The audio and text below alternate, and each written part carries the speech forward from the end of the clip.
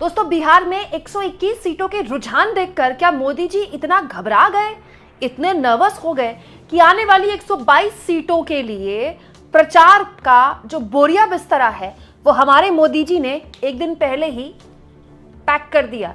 दोस्तों, बीजेपी के लिए एक बात बोली जाती है, खास तौर पर मोदी के लिए एक बात बोली जाती है कि मोदी आखिरी ओवर की आखिरी गेंद तक मैदान नहीं छोड़ते। और बीजेपी की एक खासियत भी है दोस्तों, चुनाव के आखिरी घंटे तक बीजेपी मैदान में रहती है। दोस्तों, इस बार तो गजब ही हो गया। दोस्तों, बिहार में 11 तारीख को मतदान है दूसरे चरण का, ठीक है।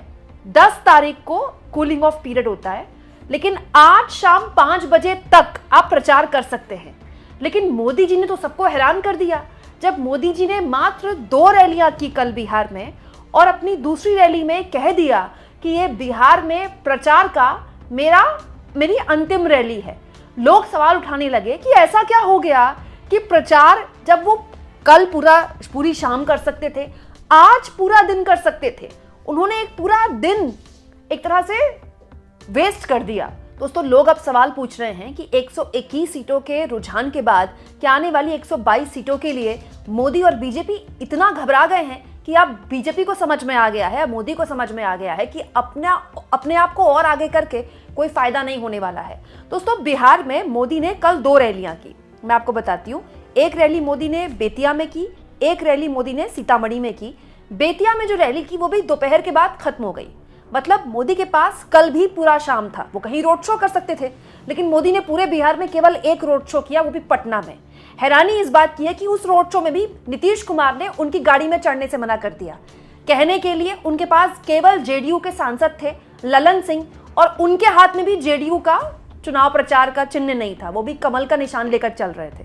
दिलचस्प यह है दोस्तों कि अपने प्रचार को न केवल एक दिन पहले समेट दिया मोदी ने, बल्कि उनके इस आखिरी दिन के प्रचार में भी नीतीश कुमार उनकी रैली में नहीं आए। नीतीश कुमार ने पूरे चुनाव में शुरुआती एक दिन, केवल एक दिन मोदी की रैली में अपनी भागीदारी दर्ज कराई। इसके अलावा किसी भी रैली में नीतीश कुमार नहीं आए। दोस्तों, हमारे मोदी जी भी गजब हैं। रैलियों में बताते रहे कि इंडिया गठबंधन में सीएम उम्मीदवारी को लेकर ऐसी तकरार थी कि कांग्रेस की कनपट्टी पर आरजेडी ने कट्टा रख दिया और सीएम उम्मीदवार का ऐलान करवा दिया। मैं तो ये सोच रही हूँ दोस्तों कि बीजेपी की कनपट्टी पर किसका कट्टा था कि नीतीश कुमार के नाम का ऐलान नहीं किया। दोस्तों, बीजेपी ने नीतीश कुमार के साथ जो किया है, नीतीश कुमार किसी भी हाल में भूलने वाले नहीं हैं। जहां मोदी ने अपने प्रचार को एक दिन पहले ही समेट दिया, नीतीश कुमार ताबड़तोड़ रैलियों पर रैलियां कर रहे हैं। चुनाव प्रचार से पहले भले ही नीतीश कुमार चिराग पासवान के घर चले गए हों छठ पूजा में अपनी भागीदारी दर्ज करवाने के लिए, लेकिन उन्होंने चिराग पासवान के भी किसी उम्मीदवार के लिए वोट नहीं मांगे। चिराग पासवान उम्मीद लगाए बैठे थे कि नीतीश कुमार का आशीर्वाद उनको मिलेगा, लेकिन नीतीश कुमार ने उनके आगे हाथ जोड़ दिए। ये वही मोदी जी का हनुमान है जो अमित शाह ने जब बयान दिया था कि विधायक दल में तय होता है कि नेता कौन होगा, विधायक तय करते हैं नेता कौन होगा। ये हाँ में हाँ मिला रहे थे अमित शाह की। बाद में इनको पलटी मारनी पड़ी और ये तक कहना पड़ा कि बाकियों का पता नहीं, मेरे विधायक तो नीतीश कुमार को मुख्यमंत्री चुनेंगे। उनके विधायक नीतीश कुमार को मुख्यमंत्री चुनेंगे वो तो अलग बात है, पहले ये तो चिराग पासवान क्लियर करें कि उनके कितने विधायक चुनाव जीत कर आ रहे हैं। क्योंकि बिहार के जितनी भी पत्रकारों से बात हो रही है, सब यही कह रहे हैं दोस्तों कि एनडीए के सबसे कमजोर कड़ी जो है वो चिराग पासवान है। और दोस्तों, इसीलिए अगले चरण में बीजेपी की सांसें अटकी हुई है। दोस्तों, दूसरे चरण में मतलब 11 तारीख को जो वोटिंग होनी है, बीजेपी के लिए करो या मरो की स्थिति है। दोस्तों, बीजेपी को पिछले 2020 के विधानसभा चुनाव में इस चरण से करीब 42 सीटें मिली थी। इस बार उसको हर लिहाज से अपना जो परफॉर्मेंस है ज्यादा करना है, क्योंकि कहने वाले कह रहे हैं कि पहले चरण में बीजेपी को काफी सीटों का नुकसान है। और तो और दोस्तों, उसके जितने भी सहयोगी हैं उनकी भी किस्मत का फैसला फाइनल हो जाएगा। कुशवाहा 4 सीटों पर लड़ रहे हैं दूसरे चरण में, कुशवाहा की पार्टी, और मांझी की 6 सीटें इसी चरण में हैं। ओवैसी फैक्टर भी इसी चरण में तय हो जाएगा कि ओवैसी 2020 वाला खेल कर पाते हैं क्या इस बार। लेकिन सबसे बड़ा खेल तो दोस्तों नीतीश कुमार ने कर दिया। मतलब नीतीश कुमार को बीजेपी ने जितना हल्के में लिया था, नीतीश कुमार ने बीजेपी को बता दिया है। दोस्तों, मैं सच में बड़ी हैरान हूं। बिहार में प्रचार हो रहा है, बिहार में रैलियां हो रही हैं। आज भी मोदी रैली कर सकते थे, रोड शो कर सकते थे, लेकिन मोदी बनारस में रोड शो कर रहे थे, मोदी बनारस में कार्यक्रम कर रहे थे। भाई, बनारस तो मोदी कभी भी जा सकते हैं, उनका संसदीय क्षेत्र है। बनारस में रोड शो का क्या औचित्य होता है? भाई, सच्चाई ये है ना कि बीजेपी ने अंतिम तक नीतीश कुमार को सीएम कैंडिडेट ऐलान नहीं किया। ये भी सच है कि अंतिम तक नीतीश कुमार को अपमानित किया बीजेपी ने। ये भी सच है कि नीतीश कुमार के सहयोगी, उनके सिपहसालार उम्मीद लगाए थे कि मोदी अपनी रैलियों में खुले तौर पर कहेंगे कि चुनाव जीतने के बाद हमारे मुख्यमंत्री नीतीश कुमार ही होंगे, लेकिन मोदी ने ये बात नहीं बोली। अमित शाह ने अपने बयान से एक तरह से पलटी तो मारी, लेकिन वो बातों में घुमाते रहे, नेतृत्व करते रहे। लेकिन अब जिस तरह से मोदी ने अपने प्रचार का जो पूरा तंत्र है वो एक दिन पहले ही वाइंड अप किया है, इससे एक बात तो समझ में आती है कि मोदी को अच्छे से समझ में आ गया है कि बिहार जो है वो टोटल लोकल मुद्दों पर लड़ा जा रहा है चुनाव। दोस्तों वैसे तो बिहार का चुनाव हमेशा से ही जाति पर लड़ा गया, हर चुनाव जाति पर लड़ा जाता है हमारे देश में, बिहार थोड़ा ज्यादा लड़ा जाता है। लेकिन इस बार बिहार में एक और चीज हुई है, लोकल मुद्दे बहुत प्रभावी रहे।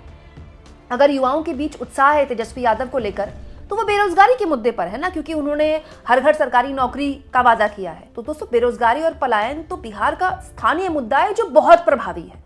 बेरोजगारी तो हमारे देश में हर चुनाव में मुद्दा होता है, लेकिन बिहार में पलायन एक अलग लेवल की समस्या है। खुद सरकारी आंकड़े बताते हैं कि 2.5 करोड़ या 2.25 करोड़ के आसपास जो बिहारी हैं वो देश के बाकी राज्यों में जाकर काम करते हैं, जो कि किसी भी देश के किसी भी राज्य में सबसे बड़ी आबादी है। चाहे हरियाणा हो, चाहे पंजाब हो, चाहे तमिलनाडु हो, चाहे बैंगलोर हो, देश के अलग अलग हिस्सों से सबसे ज़्यादा ट्रेनें अगर कहीं को जाती हैं जिसमें लोग भर भर कर जाते हैं, वो बिहार के लोग हैं। और इसी मर्म को समझते हुए ठीक चुनाव से पहले 10-10 हज़ार का न केवल ऐलान किया गया बल्कि उसकी किस्तें भी दी गई। बाकायदा चुनाव आचार संहिता लगने के बाद लोगों के अकाउंट में, महिलाओं के अकाउंट में वो पैसे डाले गए। लेकिन सब जानते हैं दोस्तों कि इस बार का चुनाव पिछले बार के किसी भी चुनाव से अलग है। कहने वाले कह रहे हैं, आंकड़ा भी बता रहा है कि इस बार महिलाओं ने पुरुषों के बनस्पत ज्यादा वोट किया है, जो कि हमेशा ही होता है बिहार में। लेकिन ये भी कोई गारंटी नहीं ले सकता कि वो सारा वोट नीतीश कुमार के पास ही गया है। हालांकि मैं इस बात को लेकर भी बहुत मेरे मन में सवाल है कि अभी तक पूरा आंकड़ा चुनाव आयोग ने शेयर क्यों नहीं किया। दोस्तों भले ही मोदी ने प्रचार से वाइंड अप कर दिया हो, एक दिन पहले ही अपना पैकअप कर दिया हो, लेकिन बीजेपी का पूरा तंत्र अब भी जमीन पर कायम है। मतलब अलग अलग राज्यों के मुख्यमंत्री, विधायक, सांसद, बीजेपी ने अपनी पूरी फौज बिठाई हुई है। मीडिया, गटर मीडिया तो उसके पास हमेशा ही है, उसकी बी टीम, सी टीम की तरह काम करती है। लेकिन बीजेपी का जो प्रचार तंत्र है अभी भी फील्ड पर जितना प्रभावी है किसी का नहीं है। होना भी है क्योंकि सरकार उनकी है, सारे संसाधन उनके पास है। तो आप जानते ही हैं कि सारी ताकत बीजेपी झोंक देती है। बीजेपी ने यह तक कर दिया कि स्पेशल ट्रेन्स लगा दी, ऐसा कभी हमने सुना नहीं, रेलवे तक को झोंक दिया अपने प्रचार के लिए। लेकिन उसके बावजूद भी चुनाव प्रचार से करीब करीब एक दिन पहले ही जिस तरह से पीएम को अपना पूरा का पूरा तंत्र, अपना पूरा का पूरा प्रचार खत्म करना पड़ा है, यह अपने आप में बिहार में हो रहे चुनाव और आने वाले 11 तारीख को हो रही वोटिंग की बहुत सी बारीकियों को साफ तौर पर हमारे सामने रखते हैं। आप इस मुद्दे पर क्या सोचते हैं दोस्तों? आपके हिसाब से ऐसा क्यों हुआ होगा? मोदी जिनका चेहरा आगे करके बीजेपी चुनाव लड़ रही है, घोषणा पत्र से लेकर तमाम पोस्टर्स में उन्हीं का चेहरा होता है, आखिर उनको क्यों चुनाव प्रचार से एक दिन पहले ही अपने आप को पीछे करना पड़ा? कमेंट बॉक्स में लिखिएगा जरूर, और जितना हो सके चैनल को शेयर भी करें और सब्सक्राइब भी।